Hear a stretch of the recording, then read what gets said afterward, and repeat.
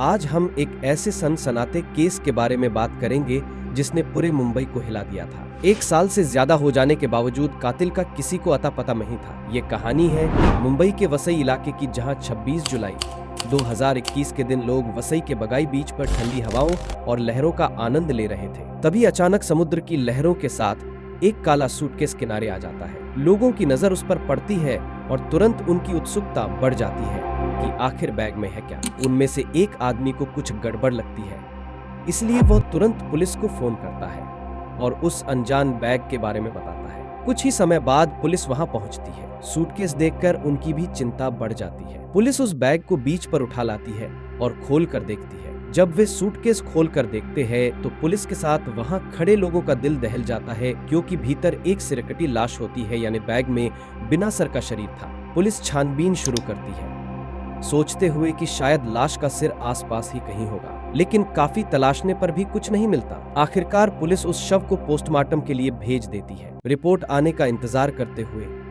Police suitcase की फिर से जांच करती है, लेकिन कोई सुराग नहीं मिलता। कुछ दिन बाद पोस्टमार्टम रिपोर्ट आती है, लेकिन इससे केवल इतना पता चलता है कि यह एक महिला की लाश है जिसके हाथों में मेहंदी लगी है। मेहंदी की डिजाइन देखकर और कुछ चीजों से यह पता चलता है कि वह शव किसी मुस्लिम महिला को हो सकता है। इसके अलावा और कोई सबूत पुलिस को नहीं मिलते। पुलिस लाश के फोटो निकालकर आसपास के इलाकों में लगा देती है ताकि किसी को उसके बारे में सुराग मिल सके। वसई पुलिस मुंबई के सभी थानों को भी सूचित कर देती है कि अगर किसी महिला की मिसिंग रिपोर्ट हो तो उन्हें जानकारी दी जाए, लेकिन 6 महीने बीत जाते हैं और पुलिस को किसी प्रकार का सुराग नहीं मिलता। समय गुजरते गुजरते 1 साल खत्म हो जाता है। पुलिस लाश का DNA, फोटो और कपड़े संभाल कर रख लेती है और अंत में लाश को मुस्लिम रीति रिवाजों से मुंबई के कब्रिस्तान में दफन कर दिया जाता है और उस शव का राज ही बनकर रह जाता है। लेकिन अचानक में 14 महीने बाद 29 अगस्त को एक व्यक्ति मुंबई पुलिस स्टेशन पहुंच जाता है। वह कर्नाटक के बेलगाम से अपने गुमशुदा भतीजी की रिपोर्ट लिखाने आया था।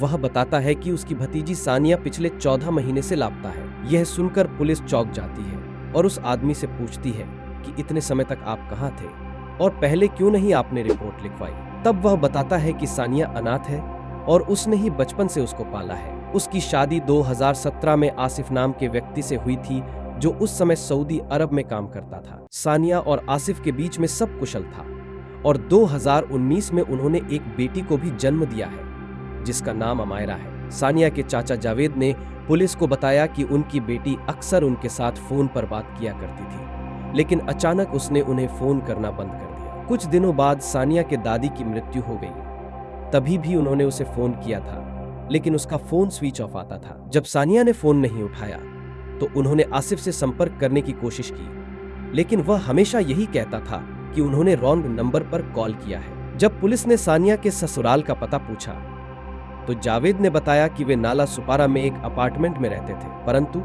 जब सानिया के चाचा जावेद वहां पहुंचे तो उन्हें पता चला कि आसिफ का परिवार घर बेचकर कहीं और चला गया है। उन्हें यह भी नहीं पता था कि वे कहां हैं। तभी उन्हें अपनी डायरी में सानिया की सास का नंबर देखा और उन्हें उस नंबर पर फोन किया। तब सानिया के सास ने बताया कि वे थाने में मुमरा करके एक जगह है, वहां शिफ्ट हो गए हैं। तब जावेद और उनके रिश्तेदार मुमरा पहुंच जाते हैं, परंतु वहां सानिया के अलावा उसके ससुराल के सारे लोग मौजूद रहते हैं। जब जावेद चाचा ने आसिफ से सानिया के बारे में पूछा तो उसने एक चौंकाने वाली कहानी सुनाई। आसिफ ने बताया कि सानिया घर छोड़कर चली गई है और जाते समय उसने एक लेटर घर पर छोड़ा था जिसमें लिखा हुआ था कि उसे किसी और से प्यार हो गया है और वह अपने आशिक के साथ भागकर शादी कर रही। यह सुनकर जावेद चाचा और उनके परिवार को गहरा सदमा लगा। उसके बाद आसिफ वह खत सानिया के चाचा और उनके रिश्तेदारों को बताता है, परंतु चाचा जावेद को इस बात पर यकीन नहीं हो रहा था, क्योंकि उन्होंने बचपन से सानिया को पाला था और उन्हें उसके बारे में सब कुछ पता था। उनका कहना था कि सानिया कभी किसी के साथ रिश्ता तोड़ ही नहीं सकती और ऐसा भागने का गलत काम कर ही नहीं सकती। उसके बाद 29 अगस्त 2022 को जावेद चाचा मुमरा के पुलिस स्टेशन पहुंचते हैं, लेकिन वहां की पुलिस उन्हें बताती है कि सानिया नाला सुपारा के अचौले थाने क्षेत्र से गायब हुई है। यह सुनकर जावेद चाचा नाला सुपारा जाने का निर्णय लेते हैं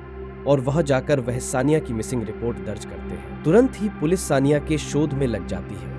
जावेद चाचा पुलिस को बताते हैं कि जरूर सानिया के साथ कुछ गलत हुआ है। नाला सुपारा की पुलिस मुंबई के सभी थानों में सूचित कर देती है कि अगर कोई नसुलझा केस है तो उसकी फाइलें भेजें। कुछ ही दिनों बाद वसई से मिली एक सर कटी लाश का केस सामने आता है जो सानिया की कद और काठी से मेल खा रहा था। अचौले पुलिस सानिया के जावेद चाचा को थाने बुलाती है और उन्हें उस शव की तस्वीरें और मेहंदी का फोटो दिखती है। जावेद चाचा तुरंत पहचान जाते हैं और कहते हैं कि ये सानिया के जैसे लग रही है। उसके आगे वो कहते हैं कि सानिया अक्सर वीडियो कॉल किया करती थी, तब उन्होंने उसे ऐसे कपड़ों में अक्सर देखा था। उसके बाद पुलिस फिर सानिया के ससुराल वालों को बुलाती है, लेकिन वे शव को पहचानने से इनकार कर देते हैं। वह कहते हैं कि सानिया किसी के साथ भाग गई है। उनका विश्वास उस पत्र पर था जो आसिफ को मिला था। पुलिस उस पत्र को आसिफ से लेकर जांच के लिए भेज देती है। उसके बाद सानिया के ससुराल वाले घबरा जाते हैं। पुलिस जावेद चाचा से और पूछताछ करने लगती है और पूछताछ के दौरान उन्हें पूछा जाता है कि क्या उन्हें ससुराल वालों पर शक है। तब वे बताते हैं कि शादी के शुरुआती दिनों में दहेज को लेकर झगड़े हुए थे, परंतु बाद में सब ठीक हो गया था। हालांकि अमायरा के जन्म के बाद कुछ मनमुटाव बढ़े थे, लेकिन सानिया ने कभी खुलकर नहीं बताया। पुलिस ने इस लाश की पहचान के लिए सानिया के पति आसिफ और उसकी 3 साल की बेटी अमायरा के ब्लड सैंपल लेती है और उन्हें सानिया के ब्लड सैंपल के साथ मैच करने लैब में भेज दिए। शव के ब्लड सैंपल पहले से कलीना के एक लैब में सुरक्षित रखे गए थे। लैब में पता चलता है कि अमायरा का डीएनए उस शव से मैच हो गया है, जिससे पुलिस को यह बात पक्की पता चल जाती है कि वह शव सानिया का ही है। जब रिपोर्ट पुलिस को मिलते हैं तो वे तुरंत 15 सितंबर 2022 को आसिफ को गिरफ्तार कर लेती है। शुरुआत में आसिफ पुलिस को भटकाने की कोशिश करता है, लेकिन अंत में वह टूट जाता है और स्वीकार करता है कि उसने सानिया की हत्या की है। वह बताता है कि उसे शक था कि सानिया का किसी और के साथ अफेयर था। हालांकि कुछ रिपोर्ट्स में यह भी खुलासा होता है कि आसिफ का खुद एक अफेयर था जिसे सानिया जान गई थी। आसिफ की पहले भी शादी हो चुकी थी, लेकिन उसने अपनी पहली पत्नी को अफेयर के कारण तलाक दे दिया था। पुलिस के मन में ये सवाल था कि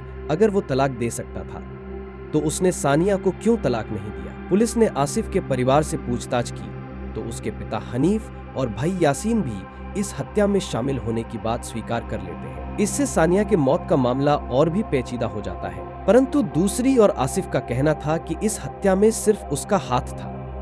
लेकिन फिर उसके पिता और भाई ने यह जुर्म क्यों स्वीकार किया, आइए जानते हैं। 2021 में आसिफ का परिवार नाला सुपारा के एक घर में रहा करता था। 21 जुलाई को बकरीद का त्योहार था। सुबह सानिया उठकर तैयार हुई और फिर खाना बनाने किचन में चली गई। उस दिन शाम को मेहमान भी आने वाले थे, लेकिन अजीब बात यह थी कि घर में सिर्फ सानिया, उसका पति, ससुर और देवर थे। बाकी सब मुमरा चले गए थे और सानिया की बेटी को भी वहां भेजा गया था। मुमरा में आसिफ की बहन का ससुराल था। वहीं सानिया के ससुराल में बकरीद की तैयारी जोर शोर से चल रही थी। बकरों के लिए चाकू और रस्सियां पहले से तैयार थीं। इस बीच आसिफ, यासीन और हनीफ ने एक बड़े टब में पानी भर दिया। सानिया बेचारी जो किचन में खाना बना रही थी, अनजान थी कि उसके साथ क्या होने वाला था। उसके बाद वह तीनों हैवान किचन में आते हैं और सानिया को पकड़ लेते हैं और उसके हाथ पैर बांधकर उसे उस पानी से भरे टब में डाल देते हैं। हाथ पैर बंधे होने के कारण बेचारी सानिया उस टब में डूबने लगती है। फिर उसके ससुराल वाले उसका सर पानी में दबा कर रखते हैं जब तक वह मर नहीं जाती। इसके बाद वह तीनों उसको बाहर निकालते हैं, लेकिन अब भी उन तीनों को लगता है कि शायद सानिया जीवित है। उसके बाद आसिफ किचन से चुरा लाता है और सानिया का सर धड़ से अलग करने लगता है। उस हैवान ने सानिया का गला अभी आधा ही काटा था कि खून को देखकर आसिफ की हालत खराब होने लगी और जब वह बेहोश होने लगा तो फिर सानिया के ससुर हनीफ ने आसिफ से वो छुरा ले लिया और अपनी बहू के सर को धड़ से अलग कर दिया।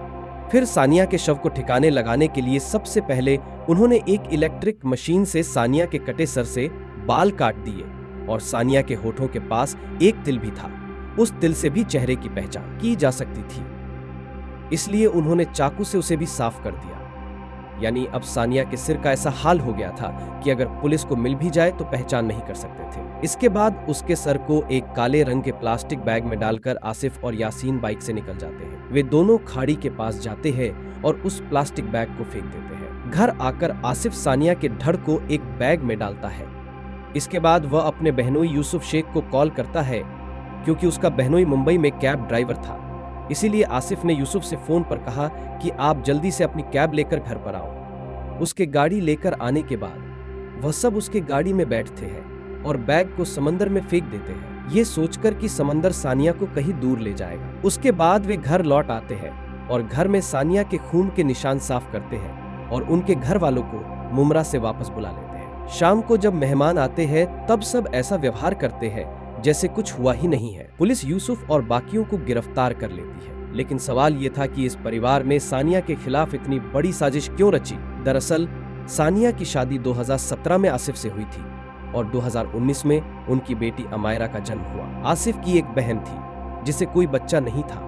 उसने आसिफ को अमायरा को उसको हमेशा के लिए देने के लिए कहा और आसिफ ने इस बात को मान लिया, लेकिन सानिया ने इसका विरोध किया। जब आसिफ सऊदी अरब गया तब सानिया अकेले परिवार से लड़ती रही। सानिया का कहना था कि वह अपना बच्चा किसी को नहीं देगी, परंतु आसिफ के बहन की जिद थी कि उसे अमायरा चाहिए। इसी के चलती एक दिन सानिया के ससुर ने सानिया को बुरी तरह से पीटा। उसने पुलिस में शिकायत करने की कोशिश की, लेकिन परिवार वालों ने मना किया। 2020 में लॉकडाउन में आसिफ सऊदी अरब में फंस गया, लेकिन 2021 में वह वापस मुंबई आया। मुंबई आते ही आसिफ ने कहा कि उन्हें अमायरा को उसकी बुआ को देना चाहिए और इससे घर में झगड़ा बढ़ गया। सानिया ने 8 जुलाई 2021 से अपने घर वालों से बात करना बंद कर दिया और 21 जुलाई को उसकी हत्या कर दी गई। पुलिस ने सानिया की लाश के साथ जो सबूत इकट्ठा किए वो इस केस को सुलझाने में बहुत मददगार साबित हुए। अब सानिया का पति आसिफ, देवर यासीन, ससुर हनीफ और बहनोई यूसुफ जेल में है और उन्हें जिंदगी भर वहीं रहना होगा। इस घटना का उद्देश्य किसी का दिल दुखाना या परेशान करना नहीं है। हमारा मकसद है कि आपको जागरूक किया जाए, सतर्क किया जाए। आपकी इस घटना पर क्या राय है? कृपया कमेंट बॉक्स में अपनी राय जरूर दें। अगर आपको हमारी मेहनत पसंद आई हो तो वीडियो को लाइक करें और शेयर करें। और हाँ, अगर आपने हमारे चैनल को सब्सक्राइब नहीं किया है तो अभी कर लीजिए। धन्यवाद।